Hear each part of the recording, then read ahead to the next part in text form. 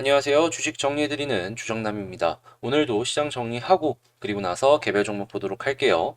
현재 미국에서 발표된 생산자 물가 지수가 전월 대비 0.6% 올라간 높은 수준을 이제 보여주고 있다라고 하는데 2010년 이후에 최고치를 유지하고 있다라고 해요.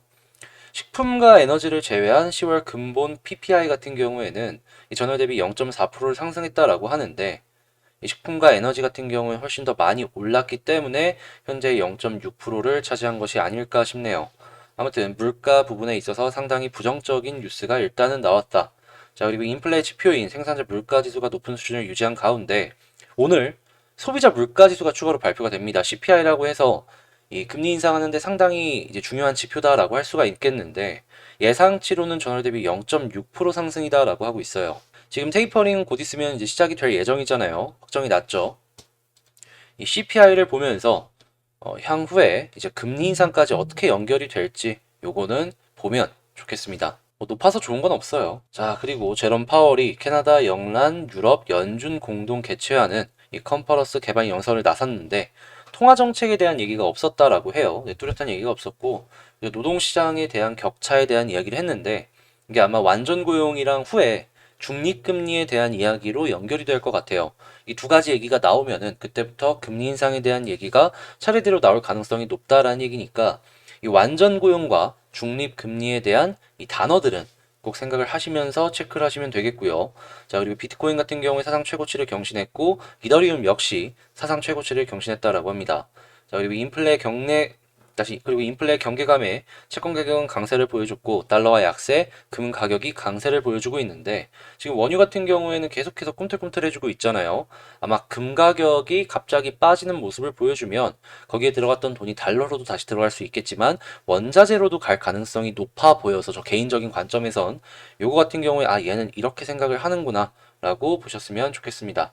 그리고 JP 모건에서 지금 공급망 문제가 어느 정도 완화가 되고 있다라는 얘기를 했어요. 그래서 S&P 500 종목들을 사야 된다라고 했는데 뭐 여기서도 어느 정도 보는 게 있기 때문에 이렇게 얘기를 했지만 가장 근본적인 원인이 무엇일까를 생각을 해보면 많은 물류 대비 작은 배라고 생각을 하거든요. 컨테이너선이나 이런 배들이 이제 주문을 한다라고 해서 이게 뚝딱뚝딱 바로 찍어나는 게 아니라서 빠른 시일 내에 정말로 해결이 되는 모습을 보여주는 것인지 요거는 좀 주의 깊게 보면 좋을 것 같네요.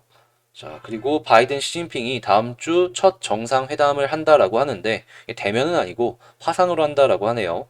자, 그리고 내일 옵션 만기일이고요. 중국 광군제가 곧 있으면 열린다라고 합니다. 그리고 최근에 요소수 얘기가 굉장히 크게 나오고 있죠. 근데 이게 장기화되면은 전방위적인 경제 타격으로까지 이어질 수 있다라고 해요. 그리고 한국 정부가 조금 잘 못했다라고 드는 생각 중에 하나가 이번에 중국을 만난 외교 그리고 통상 수장이 요소수에 대한 얘기는 단 1도 언급을 안 했다라고 해요.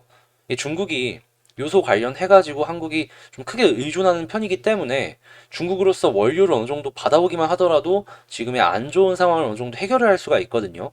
이 뉴스를 보면서 또 한 가지 지금 걱정을 하는 게 뭐냐면요. K배터리의 원료, 그러니까 요소수의 원료가 요소잖아요. 그런 것처럼 K배터리의 원자재의 원료, 요거를 80%를 지금 중국에 의존하고 있다라고 합니다. 야, 이거 중국에서 수출 안 하면 배터리 쪽도 완전히 그냥 멈춰버리는 거 아니에요? 예, 이걸 수입하는 이 수입처의 다변화가 절실하게 필요한 상황이 아닐까 싶습니다. 자, 그리고 현재 철강, 망간, 무염탄 같은 경우에 각각 43%, 99%, 300% 정도 급등을 최근에 했다라고 해요. 와, 이 원자재 가격이 이 중국발 전력난을 시작으로 계속해서 꿈틀꿈틀하고 있기 때문에 이 부분들은 시장에 어떤 식으로 영향을 미칠지 보시면 좋겠네요. 자, 이렇게 뉴스들 한번 싹 훑어봤는데 도움이 되셨다라고 생각을 하신다면 구독 그리고 좋아요 한 번씩 눌러주시면 감사하겠습니다. 자, 그러면 개별 종목 한번 보도록 할게요. 자, 이번에 가지고 온 종목은 한국 BNC인데 최근에 많이 떨어졌다가 오늘 반등하는 모습을 보여줬죠. 이제 하락에 따른 반발세 그림으로도 해석을 해볼 수가 있기는 한데 뉴스가 하나 나오긴 했네요. 그 뉴스가 뭔지 확인을 해보자면 자, 이런 뉴스가 나왔습니다. 한국 BNC 코로나19 치료제 대량 생산 진행 소식에 강세를 보여주고 있다. 이 안트로키노놀 같은 경우에 이제 판권을 어느 정도 확보를 하고서 이 한국 BNC가 판매를 할 것이다라는 얘기가 들려왔었죠. 그리고 현재 긴급 사용 승인 얘기도 솔솔 나오고 있고요. 그런 상황 속에서 요번에 대량 생산을 진행할 것이다라는 얘기를 들려오는 걸 봐서는 어느 정도 속도가 붙는 것이 아닌가라는 그림이 보여지네요. 한국 BNC 같은 경우에는 골든 바이오텍스와 협력을 해서 개발 중인데 합성해서 대량 생산을 주도적으로 진행키로 했다라고 해요. 그러니까 이제 생산에 대한 수익은 아마 한국 BNC가 대부분 갖는 것이 아닐까 생각이 듭니다. 그리고 이 중에서 한국, 러시아, 터키, 우크라이나에 대한 독점 제조와 판매 권리는 확보를 하고 있다라고 하네요. 대량 생산 진행을 한국 BNC가 한다라는 게 보다 더 괜찮은 소식이 아니었을까 싶어요. 자, 일단 뉴스가 괜찮게 나오긴 하지만 차트상으로 봤을 때 약간 이제 아슬아슬한 자리라는 건 제가 계속 반복해서 말씀을 드렸잖아요. 그 부분 주의해서 한번 지금 시장 어떤지 보도록 하겠습니다. 자, 그러면 먼저 수급을 한번 보자면 어제도 이 운봉 떨구면서 외국인이 샀어요. 근데 오늘은 약간 올리나 싶더니 매도를 보여주고 있거든요. 이거를 어떻게 제가 해석을 해보냐면 제가 여기 부분에서 많이 들어갔다라고 했잖아요. 떨구면서. 근데 계속 떨어졌단 말이죠. 이거 물려가지고 평단가 낮췄구나라는 생각이 딱 듭니다, 저는. 그래서 오늘 좀 올라가니까 일부라도 털고 나오자라는 그러한 물량을 내뱉었다라고 봐요. 얘네들 입장에서는 이 위에서보다 아래에서 훨씬 매수를 많이 했기 때문에 평균 단가에서 부담되는 거는 상대적으로 적었을 거예요. 그래서 이번에 털고 나가는 것만으로 어느 정도 이 비중이나 평균 단가를 많이 지켰다라고 생각이 드는데, 근데 최근에 산 물량과 오늘 판 예상 물량치를 비교를 해봤을 때 그렇게까지 뭐 오늘 많이 팔았다라는 느낌은 안 들죠. 수급적으로 봤을 때 조금 더 지켜봐도 괜찮은 그 정도의 확정치가 아닐까 싶습니다. 자, 그래도 오늘 장 끝나고 나서 이거 확정치 나오는 거 봐야겠죠. 이건 꼭 봐야 되는 상황이다. 요게 강조드려서 말씀드리겠습니다. 혹시나 요거 한 5천 정도 넘어가지고 이틀 산 거 이상으로 파는 모습 보여주면요. 아, 요거는 되게 피곤해져요.